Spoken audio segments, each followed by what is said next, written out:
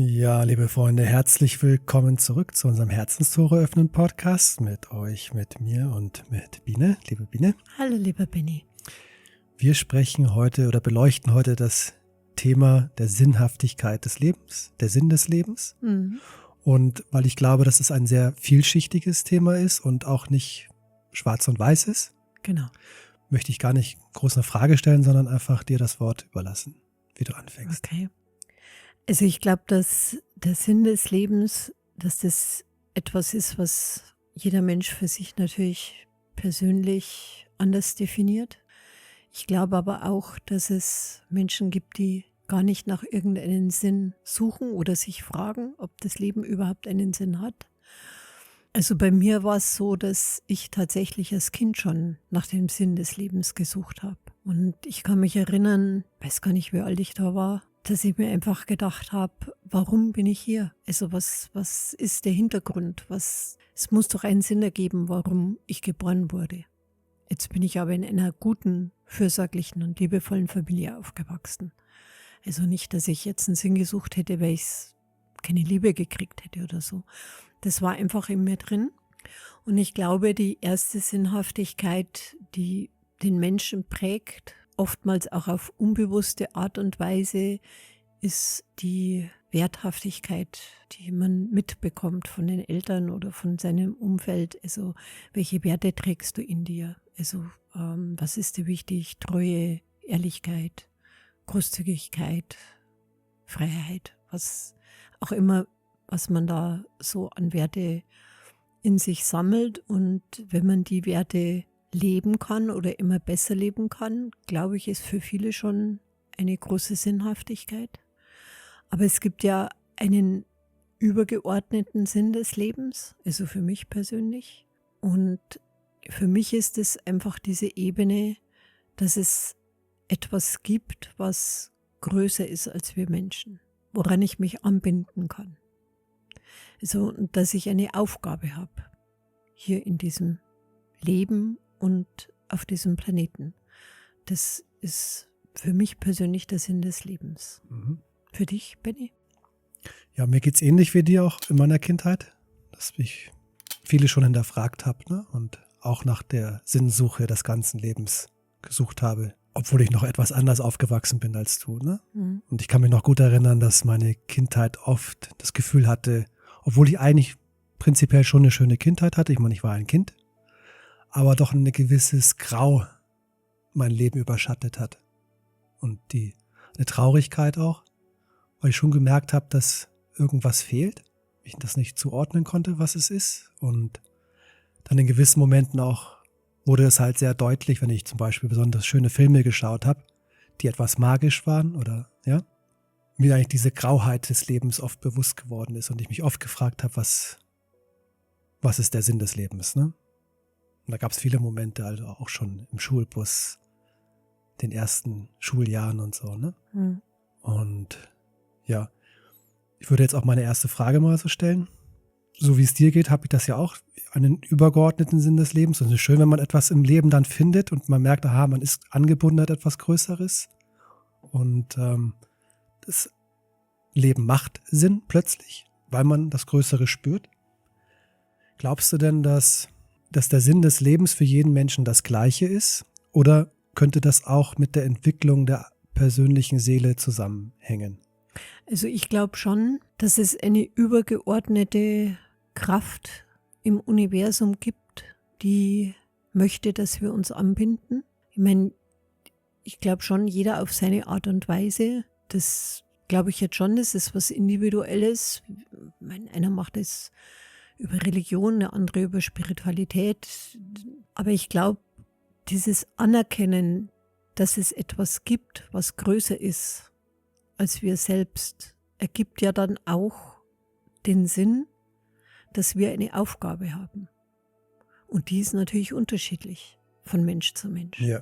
Also natürlich gibt es Kollektive, die gleich sind, aber doch individuell unterschiedlich. Ich frage mal anders.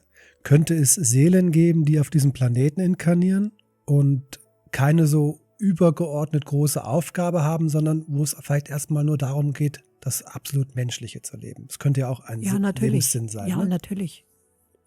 glaube ich jetzt schon, dass es sowas gibt. Aber wir leben gerade jetzt in einem Zeitalter, wo sich einfach vieles verändert hat. Das darf man ja auch nicht außer Acht lassen.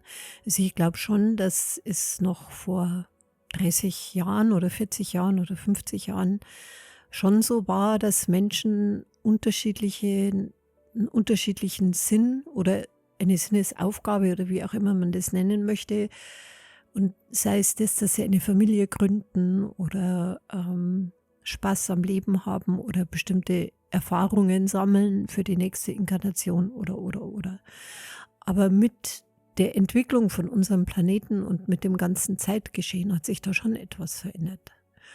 Und ich glaube schon, dass das große Kollektiv in unserem Universum, wir sind ja eingebunden im Universum, das ist ja nicht weg von uns, wir sind ja trotz alledem, auch wenn die magnetischen Felder entrückt sind wir trotzdem ein Teil des Universums.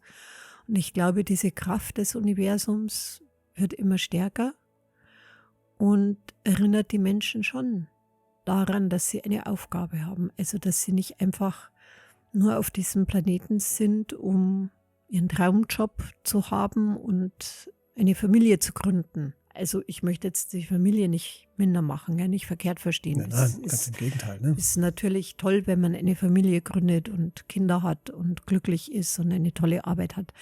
Nicht, dass es verkehrt verstanden wird, aber es gibt halt etwas Tieferes in uns. Und ich glaube, das ist auch die Sehnsucht, die die Menschen verspüren. Wie du es vorhin gesagt hast mit den Filmen. Oft würde das ausgelöst, also durch genau solche Filme. Also wenn man sich fragt, warum Herr der Ringe, Harry Potter oder Fuchur, wie hat das geheißen? Die unendliche Geschichte. Die unendliche Geschichte, warum das bei uns so viel auslöst. Und das zeigt uns ja, dass es etwas Tieferes gibt. Dass wir haben eine Sehnsucht.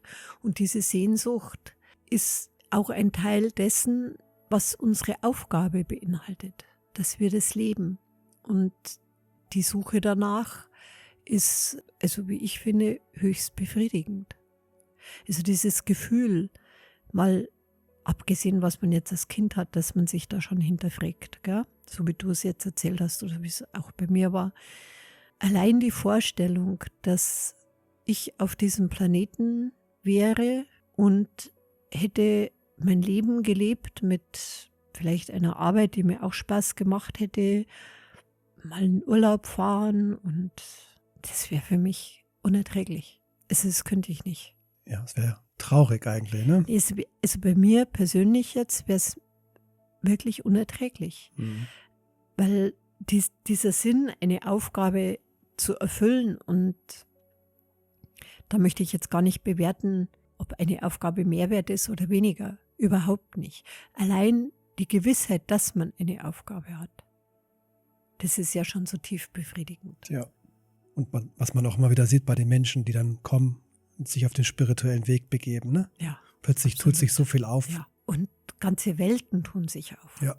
Also, ich meine, klar, bei uns gibt es diesen Weg. Es gibt ja auch ganz viele andere Wege, die auch super schön sind und so.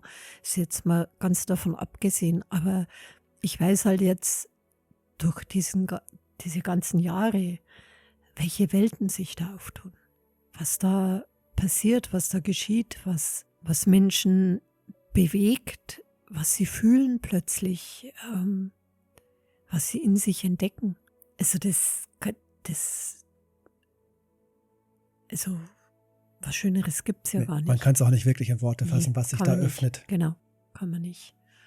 Aber so grundsätzlich glaube ich einfach, dass dieser Sinn des Lebens jeder Mensch in sich trägt. Also diese Sehnsucht danach. Ja.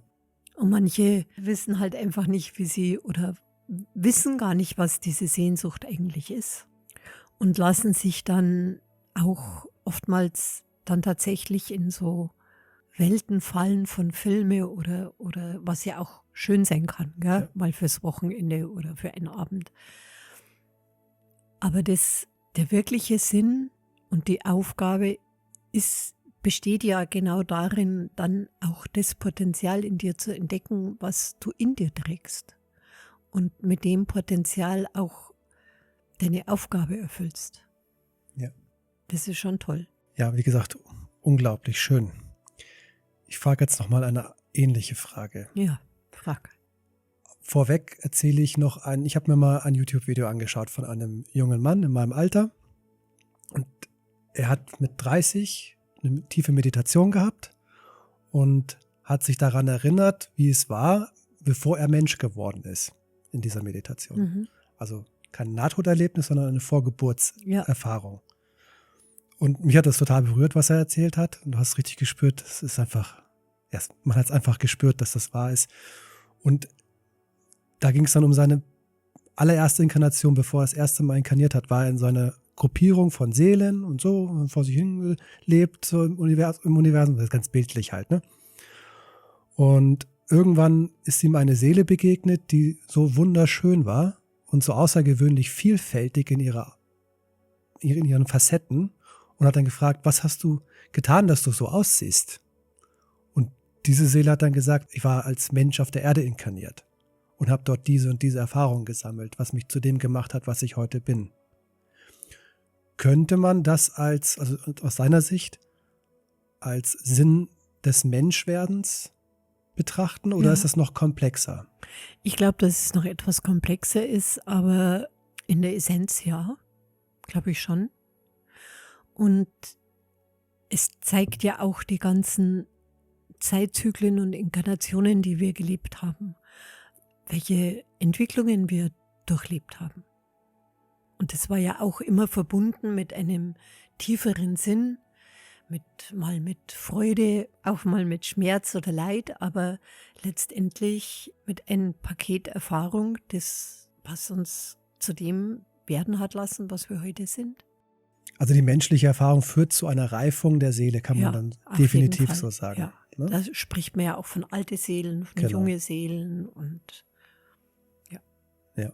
schon etwas sehr Bewegendes, gell? Wenn man sich das so vorstellt. Und es gibt ja, also wir haben einen Podcast gemacht mit Fragen beantworten von Naturgeister und da ging es darum, wenn ein Baum gefällt wird, habe ich gesagt, der stirbt nicht. Der zieht sich zurück und erneuert sich sozusagen, ja. Und wir Menschen, wir haben halt ganz große Angst vor dieser Erneuerung, vor dieser Endlichkeit. Also bei uns steht einfach im Leben in dieser Dualität der Anfang und das Ende. Und das Ende ist ja meist verbunden bei vielen Leuten mit Schmerz, mit etwas, was Alter oder Krankheit Und Endgültigkeit, und Endgültigkeit. wenn man nicht einen Genau. tieferen Sinn des Lebens erkannt hat. Genau, mit Endgültigkeit. Und im Universum gibt es Wesen, die erneuern sich ja auch, aber die empfinden das als Freude zur Weiterentwicklung. Die haben nicht diese Endlichkeit. Und wenn das wegfällt, ist das ähnlich wie bei einem Baumgeist. Es ist eine Entwicklung, eine Erfahrung. Es fällt halt diese Endlichkeit weg, die die Menschen in sich tragen bei uns. Diese große Angst, wenn ich sterbe, ist alles vorbei. Was ja zum Teil auch stimmt in der menschlichen Wahrnehmung. Man vergisst ja auch wieder, wenn man dann wiederkommt, ne? Zum größten Teil. Also ich glaube, was den allermeisten Menschen zu schaffen macht, außer jetzt Leid und Schmerz natürlich, was Krankheit, warum stirbt man, ist das Loslassen von allem, was man kennt. Man hat keine Kontrolle mehr. Also du lässt ja alles zurück, was du liebst. Du musst dich von jedem verabschieden und von alles verabschieden, was dir ins Herz gewachsen ist, was du kennst und gehst, wo du etwas nicht kennst. Und das macht ganz vielen Menschen ganz große Angst. Oder glaubst nicht zu kennen. Glaubst nicht zu kennen, Das genau. ändert sich dann Und das recht macht schnell. Menschen ganz, ganz große Angst. Aber ich kann dir sagen, in dem Augenblick des Sterbens denkst du so nicht mehr. Und du bist angebunden an etwas, was so viel Liebe beinhaltet, wie du es noch niemals als Mensch jemals gespürt hast. Und da fällt dir das nicht mehr schwer. Da weißt du halt, also wenn du sterben kannst, also wenn du jetzt keinen Unfall hast und sofort tot bist, wenn du sterben kannst und dann ist dieser Prozess, auch wenn man es jetzt nicht glauben kann, letztendlich ein schöner. Ja. Aber unsere Aufgabe ist es ja auch zu leben. Also das ist auch ganz wichtig, dass hier nicht vermittelt wird, Sterben ist schöner als Leben. Gell? Wir sind Menschen, die leben wollen und deswegen sind wir auch hier. Und ich glaube, eine unserer Aufgaben ist es natürlich auch, den Sinn darin zu finden, unser Leben so zu gestalten, dass wir ein gutes Leben haben, ein schönes Leben haben. Das ist auch ein Teil dessen, was Sinn ergibt. Also, dass wir nicht festhalten an etwas, was uns schmerzt, was uns nicht gut tut, was wir einfach mittragen, obwohl es gar nicht zu uns gehört. Und ich glaube, das ist schon ein Teil der Aufgabe und um das Tiefere zu entdecken und zu finden. Also dieses Loslassen von dem, was uns nicht gut tut, um ein erfülltes und schönes Leben zu führen. Und das ist jetzt nicht von Geld abhängig. Also natürlich, man muss die Stromrechnung zahlen, das weiß ich schon alles. Aber so grundsätzlich kann ein ganz einfaches Leben, wenn du glücklich bist und frei bist von dem, was so belastend ist, kann ein einfaches Leben die Öffnung sein für etwas Großes, für die große Sinnhaftigkeit. Jetzt wird es ein bisschen kosmischer. Was ist der Sinn des Lebens im übergeordneten Sinne? Also des gesamten Lebens im Universum. Kannst du das auch in Worte fassen? Dass Gott weiteratmet, dass das Leben im Universum sich ausdehnt mit der Mehrgabe Gottes. Dass sich das Universum in sich erfahren kann. Immer tiefer, immer mehr, immer weiter. Also Erfahrung. Erfahrung, ja. Kann man eigentlich sagen, Ja, ne? ja. Das durch diese vielen nicht gespaltenen Seelen, aber abgespaltenen Teile Gottes, die sich in unterschiedlichen Facetten im Universum erfahren und somit das Gesamte an Erfahrungen dazu gewinnt, ne? Also ich drücke es jetzt mal einfacher aus. Ich glaube, wie du es jetzt ausgedrückt hast, kann man es nicht so ganz nachvollziehen. Also wenn man es ganz einfach ausdrückt, auf einer ganz menschlichen Ebene mit menschlicher Sprache.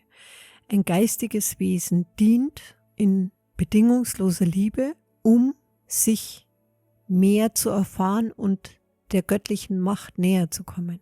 Das Bestreben ist Erfahrung. Erfahrung im Licht und in der Nähe der Göttlichkeit. Also das ist eigentlich ein ganz einfaches Prinzip im Universum. Also ich fand jetzt dein Prinzip komplizierter als meins. Ach so, okay. Aber auch sehr viel schöner, Biene.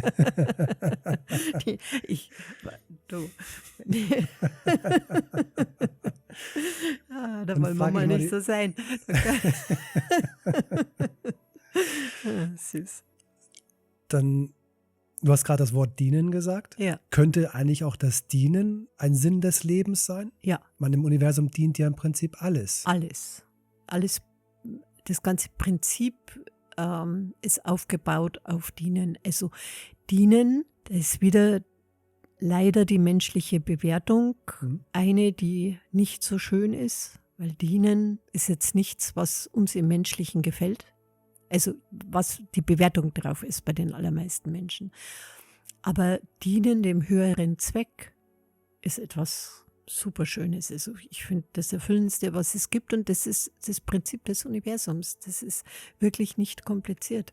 Und auf menschlicher Ebene, also kann ich auch jetzt mal was erzählen, was viele vielleicht verwundert, aber ich habe eine Ausbildung gemacht, damals bei Klosterschwestern. Ja?